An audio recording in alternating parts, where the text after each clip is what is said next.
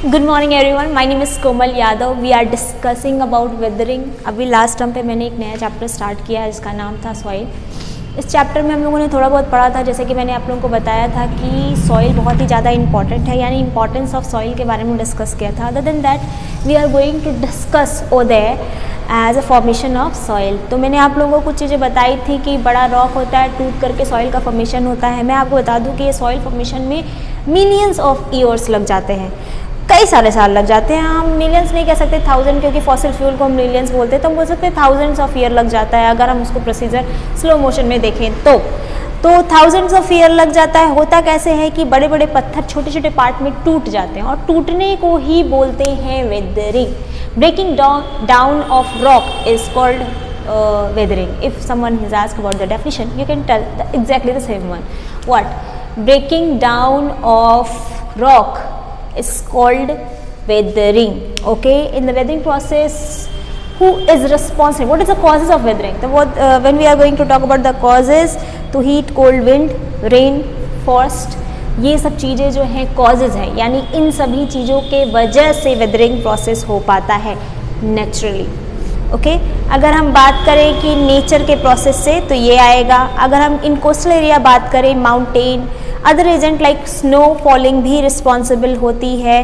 बारिश का पानी तो होता ही है, लेकिन रिवर और सी ओशन जो कोस्टल एरिया में होता है वो बार बार वेव्स के ज़रिए क्या करता है, बड़े बड़े पत्थरों को तोड़ देता है और वेदर्ड कर देता है, यानी वेदरिंग प्रोसेस क्रिएट कर देता है, जिसके वजह से जिसका फॉर्मेशन होता है उसको बोलते हैं हम लोग सॉइल।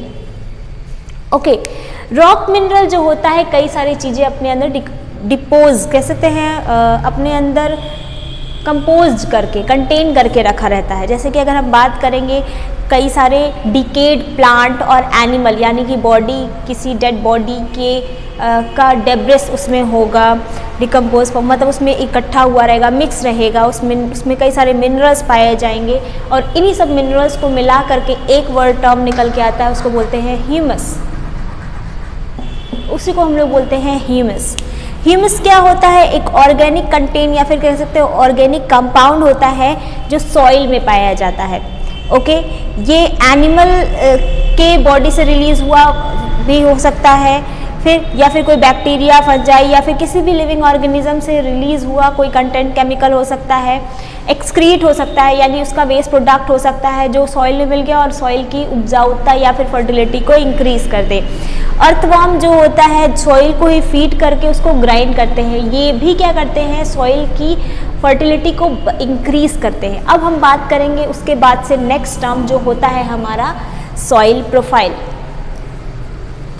सॉइल प्रोफाइल बहुत ही ज़्यादा इंपॉर्टेंट टर्म बोला जाता है, क्योंकि ये डायग्राम बनाने के लिए आता है। जब आप लोग स्कूल पढ़ रहे होते तो आप इसके बारे में पढ़ते कि कई सारे लेयर होती है, जैसे कि बिल्डिंग होती है, आप अपने घर का स्टोरी देखे होंगे, माले इसको बोलते हैं, तो ऐसा होता है, ठीक। उसी तरीके से अगर हम ज़मीन को बीच से गड्ढा करेंगे, ठीक, तो अगर गड्ढा करेंगे तो एक ऐसी लेयर बनेगी। गड्ढे करने पे सपोज ये ज़मीन है, हमने गड्ढा किया तो हमने देखेंगे कि क्या हो रहा है, यहाँ पे छोटे छोटे सॉइल पाया जा रहा है, लेकिन जैसे जैसे नीचे जाएगा उसकी साइज बढ़ती चली जाएगी और कलर भी चेंज हो जाएगा। इसी को बोलते हैं, जो यहाँ पे हमें सॉइल का अलग अलग लेयर्स दिखाई देता है, उसी को बोलते हैं soil profile. Okay, soil profile आगे चल के आपको बनाना पड़ता है। एक ट्रांसपेरेंट ग्लास लेंगे हम लोग, सिलेंड्रिकल ट्यूब बोलते हैं या फिर सिलेंड्रिकल ग्लास बोलते हैं, फ्लास्क बोलते हैं, मेजरिंग फ्लास्क भी बोलते हैं। वो भी इस तरीके से होता है, उसमें ऐसे ऐसे होता है, पतला सा होता है, उसमें हम लोग सॉइल को फिल करके बाहर से सॉइल प्रोफाइल बनाते हैं एज एक्सपेरिमेंट फॉर्म में। तो अभी लैब नहीं है तो आप ऐसे ही देख सकते हैं। ये होता क्या है कि जब भी हम लोग बिल्डिंग की फॉर्मेशन हो रहा होता है तो थोड़ा नीचे अंडरग्राउंड बनाने के लिए उसको डिग करते हैं, यानी कि गड्ढा खोदते हैं, तो आपको अलग अलग लेयर दिखाई देता है। उसी लेयर्स को हम लोग बोलते हैं सॉइल प्रोफाइल। ओके, जैसे जैसे नीचे जाते हैं उसकी साइज बढ़ती चली जाती है। इससे हमें पता चलता है कि पत्थरों से ही हमारे मिट्टी का फॉर्मेशन हुआ है, ठीक है। तो vertical section of soil from the ground surface to the bedrock showing the layer of soil and this is called the horizon. Okay, हर एक लेयर को ही हम लोग क्या बोलेंगे, होराइजन्स। ओके, और इसी को बोलते हैं, हर एक लेयर का फॉर्मेशन जो होता है अलग अलग होराइजन दिखाई देता है, उसी को बोलते हैं हम लोग सॉइल प्रोफाइल। सॉइल प्रोफाइल से हमें पता चलता है कि कई सारे लेयर्स होते हैं। सबसे ऊपर वाली लेयर होता है उसको बोलते हैं ओ होराइजन, ये सबसे ऊपर लेयर है। उसके बाद से ए जिसको बोलते हैं टॉप, फिर बी जिसको बोलते हैं कोस्टल होराइजन या फिर सब होराइजन, ठीक है, सब होराइजन बोलते हैं। फिर सी को बोलते हैं हमारा weathered rock, and the last one is that, आपके बुक में आर होराइजन लिखा है लेकिन किसी किसी बुक में डी होराइजन भी लिखा है, ठीक, तो आप कंफ्यूज मत होए। मैं आपको बता दूं आर होराइजन और डी होराइजन एक ही, आपके बुक में बस मेंशन है आर होराइजन या फिर बेड रॉक, लेकिन कहीं कहीं पे इसका नाम डी होराइजन भी लिखा हुआ है।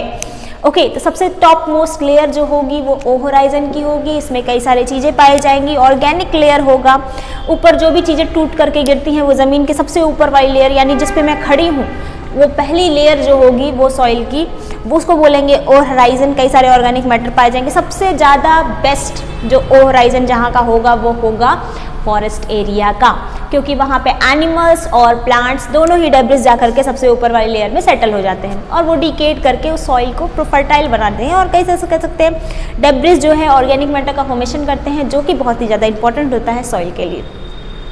सेकेंड लेयर है हमारा ए होराइजन, टॉप लेयर बोलते हैं, ये भी बहुत इंपॉर्टेंट होता है। नेक्स्ट लेयर होता है ओ होराइजन के बाद उसके जस्ट नीचे वाला लेयर होगा ब्लैक कलर का पाया जाएगा, क्योंकि इसमें ह्यूमस पाया जाता है। जो भी ऊपर वाली लेयर होती है थोड़ी नीचे जाकर के सेटल हो जाती है और ये फर्टिलिटी इंक्रीज करता है। इसमें कई सारे माइक्रो ऑर्गेनिज्म पाए जाते हैं। प्लांट में भी हम लोग ऊपर ऊपर नहीं प्लांट का फॉर्मेशन करते हैं, यानी ग्रो कराते हैं। प्लांट भी थोड़ा डीप जाता है और इसी होराइजन में इसका डेवलपमेंट होता है। क्यों? क्योंकि इसमें ऑर्गेनिक मटेरियल्स जो भी चीज़ें इंपॉर्टेंट होती है, सारे minerals like potassium, phosphorus, magnesium, calcium, ये सभी चीज़ें सारे जो केमिकल्स या मिनरल्स कह सकते हैं इसी लेयर में पाया जाता है। ह्यूमस भी इसी लेयर में डिफ्यूज फॉर्म में पाया जाता है। अर्थवॉर्म ये सभी चीज़ें क्या करते हैं, लूज करते हैं सॉइल को और ऊपर नीचे करके सॉइल की फर्टिलिटी इंक्रीज करते हैं। कई सारे माइक्रो ऑर्गेनिज्म से पाते हैं और यहाँ की फर्टिलिटी इंक्रीज करने का काम करते हैं।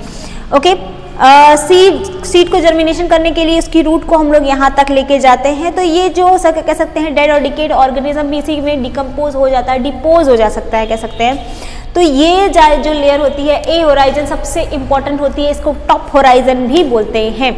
ओके, तो ये हो गया टॉप सॉइल भी बोलते हैं। तो ये हो गया हमारा 2 टॉपिक। आज के लिए इतना ही, आगे कल पढ़ेंगे। Thank you, have a nice day.